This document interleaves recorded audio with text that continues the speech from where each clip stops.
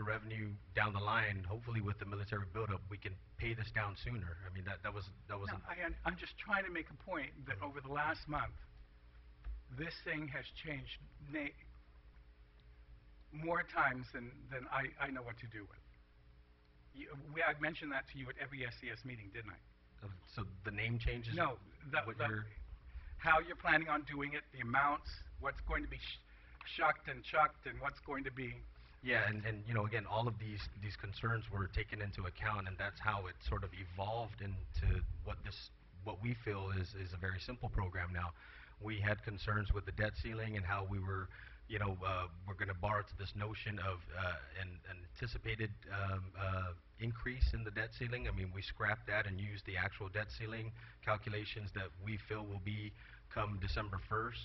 There was a lot of concern about the deferrals and how we were going to defer some of the general obligation bonds for 2 years.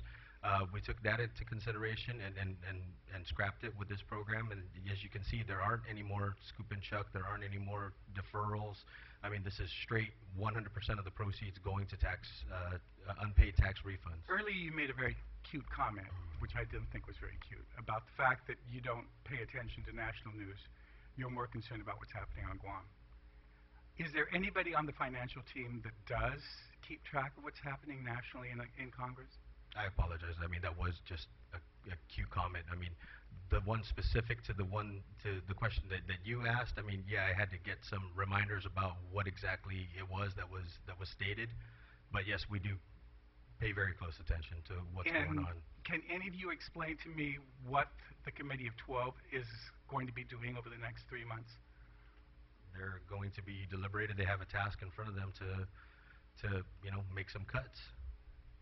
And how big are the cuts in DOD supposed to be right now that they're supposed to find? That's what they're meeting on, is, you know, what line items do they they're not going have to make the cut. Do they not have a target amount that they're supposed to find for this year?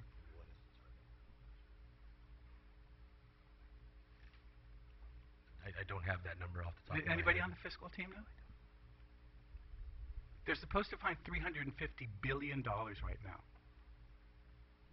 Can anybody on the fiscal team tell me what's going to happen on December the 23rd if Congress does not adopt the recommendation that comes out of the Committee of 12 on November the 23rd?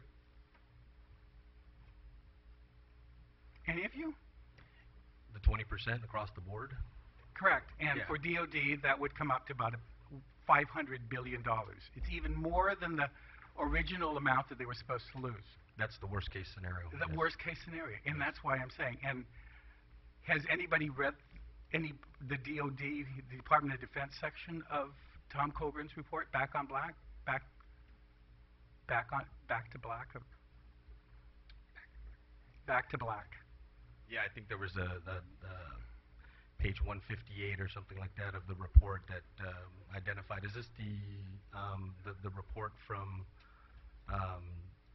There was a news release out just a day or two ago. Yes, it was out of my office. Okay. Quoting verbatim from his report, where he wants, this is low-hanging fruit, and to cut $23.6 billion from this plan. So if he gets his way and gets that into the $350 billion cut the DOD is supposed to get, we're not going to get the build at all. I mean, that's one opinion, and I think. Yeah, I understand, but if he doesn't get it in, there'll still be at least a 20% cut. Because if you notice, have you guys been listening to Vice President Biden and Secretary Clinton? Yeah, and they're strengthening the ties here. Yeah, they're sending out the signal that we've got to protect the Pacific. I agree. I understand that. But I'm just saying they wouldn't be saying it if there weren't people like Tom Coburn and other members of the Senate and the House that are talking about the fact that if there's going to be cuts, let it be elsewhere than their districts.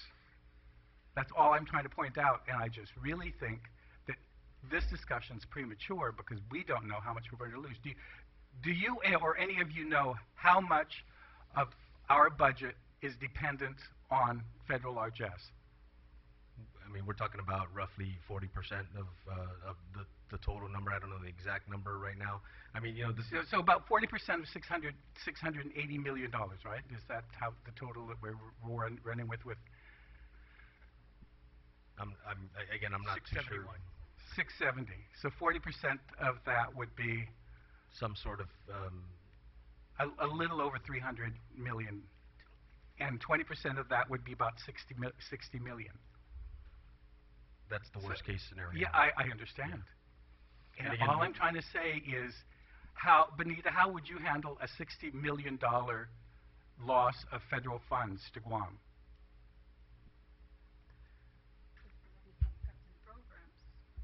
And could you pay an additional $25 million in debt service if that happened? Yes or no? What do you think? Give me your best guess. And please answer into the mic. If you had a $60 million reduction, could you absorb another $20 million, $25 million in debt service? Well, we'll have to crunch the numbers and see what programs needs to be cut. But you know, we have a debt here. Do you think? The question, Ms. Magnolia, the question is, if you did not have an additional $60 million, could you pay an additional 25 in debt service? Is that what the governor's telling us? But you have to take into consideration The question is, that there is maturing debts here. The question is, if you lost an additional $60 million in revenue, could you pay and absorb to pay? I mean, this bond has you borrowing money to pay current debt service that we don't have the money for. So we're already borrowing to pay current debt service, the $30 million, right? Because we're taking it out of refunds now and paying that. Could you absorb another $25 million? Like I said, we'll have to crunch the numbers on that and see what programs. Have you crunched the numbers? No. Okay. I mean, you just asked that question now, so I haven't. So you haven't thought ahead, that far ahead at all? Nobody has kind of sought to think that far ahead?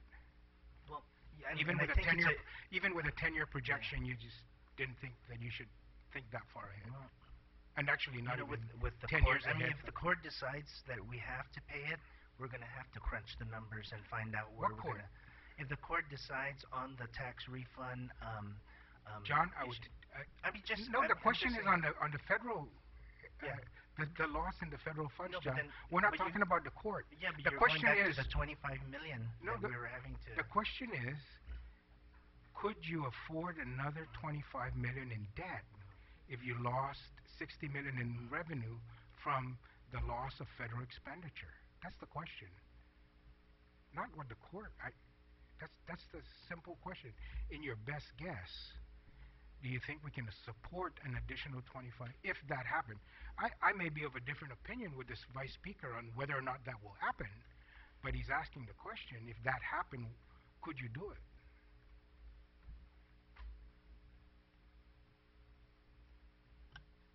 Real quickly, in your presentation, you showed that the debt service would start when, Carl? There's 2 years of capitalized interest, so the first amount of debt service in 2014 would be at $9.9 million. And then remember, it escalates, so from 0 to 9.9 to 2 years of 19.8, and then in 2017 is when the one will have to address the full 25. So if there's a $60 million cut in this next fiscal year, you won't have the impact of the $25 million because you won't be paying it. Not in 12 or 13. So Okay, no matter what happens, you would have to deal with that scenario regardless. So Yeah, and really the plan is to address I just want to the know debt. when you got to pay. Okay. Yeah, the plan is Thanks, to man. address the large debt of unpaid tax But- refunds, which So let me ask you this, Carl. You're telling me that, okay, so we don't have a $60 million shortfall, but we have a $30 million, $40 million shortfall this year, and you're telling me you can't afford, you have to lay off people. But next year you can afford a $60 million shortfall, and the year after that you can afford a $60 million shortfall and you won't have to do anything, and you can't, you're threatening everybody to lay them off because you have a $40 million shortfall this year? It doesn't, even if the $25 million additional payment is not going to start until 2017, but you had a $60 million shortfall next year, you're going to be okay when you're telling me that this year you're going to have to lay people off because you have a $40 million shortfall, even though we gave the governor, and the governor assured us that he was going to collect another $24, $28 million in new revenue that he guaranteed us was real revenue that you guys testified to in real revenue during the supplemental hearing, that you were going to collect this money? You can't handle a $40 million shortfall next year, but if the worst case scenario is there's a $60 million from the reduction in the committee in 12, that you'd be okay? Again, the point is that we need to address what's in front of us right now, and what's in front of us right now is this humongous unpaid tax refund debt. I fully understand that, Carl, because 3 years ago, I pushed forward a bill that had us pay $112 million in past due refunds because of that fact. And I knew that, and we had a law in place that required that we kind of stay current going forward. And we weren't able to handle it. That's all. So this idea that, we need to pay past due refunds, you don't have to convince me of that. I had to convince the governor of that 3 years ago, and he wouldn't be convinced. He wouldn't support borrowing to pay past due refunds 3 years ago. So you don't have to convince me because my record's pretty clear. I'm in favor. And even though I am very, very adverse to borrowing, I swallowed that and said, let's do it because the people are owed the refunds.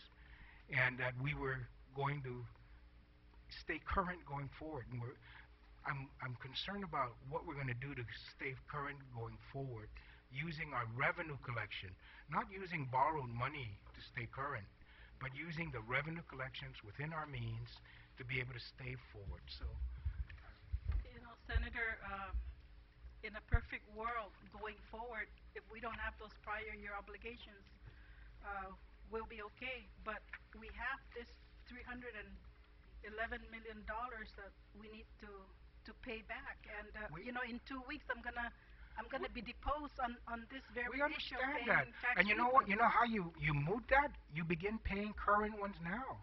Just pay more than $1 million. Make some good effort. I am paying more than $1 million. Can you give us then how much you pay? I pay an average of about $2 million a month. And how much And- are you? and I'm- How and much? I'm How much trying- are you supposed to pay? I'm supposed to pay more, but if Okay. if I follow the provision of what is mandated, there's going to be payless pay this. Ms. Magnolia, you're able to pay their all money. these other obligations, and it's a balancing act. That's what we pay the big bucks to you guys for cash flow. And the governor understands cash flow because he says he understands it, and I believe him. Yes. So I'm asking you to just work a little harder. We understand the challenges.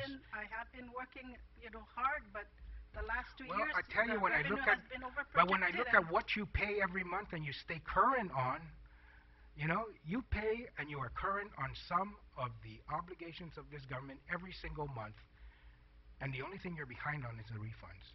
Share the wealth, Ms. Magnolia. Share the wealth of the collections of the tax dollars with the people of Guam. Don't give it all to one vendor. Share the wealth. Senator Respicio, you're next to ask some questions. Thank you very much. What I'm hearing, Madam Speaker, is that we're not thinking past Christmas. All we're telling people is that they're going to get their tax refunds before Christmas, and then beginning January, there's going to be a lot of uncertainty. I'm just very disappointed that you're not monitoring what's happening in Congress right now, and with the Tea Party movement and their ultra-conservatism to want to shrink the federal budget, and what kinds of demands they're being placed nationwide, and how that will trickle down towards us. Also,